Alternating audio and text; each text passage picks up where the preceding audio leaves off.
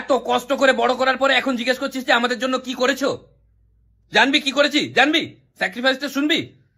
সারা দিন রাত এক করে আমরা ইনস্টাগ্রামে অনলাইন থাকতাম, তারপরে কত পরিশ্রম করে আমরা রিল বানাতাম, ইনস্টাগ্রামে রিল বানিয়ে আপলোড করতাম, কত ফলোয়ার্স বেড়ে গেছিল, ব্র্যান্ড প্রমোশন করতাম, যত বেটিং অ্যাপ আমি প্রমোট করতাম, লোককে জুয়া খেলতে বলতাম, তোর মা রেগে যেত যে কেন লোককে জুয়া খেলতে বলছো নিজে না খেলে।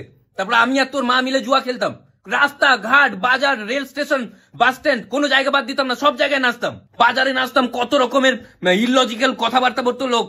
একদিন বাজারে নাচছিলাম, জানিস কি হয়েছিল? একটা লোক এসে বলছে সরুন বাজার করব। আমি বললাম রিল বানানোর জায়গায় কেউ বাজার করে?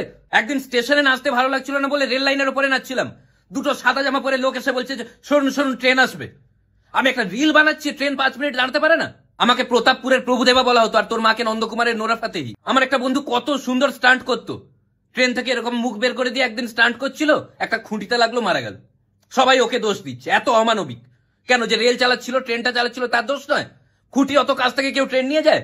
আমার আরেকটা বন্ধু স্টান্ট দেখাতো যেখানে সেখানে ডিগবাজি খেত, কোনো কারণ ছাড়াই।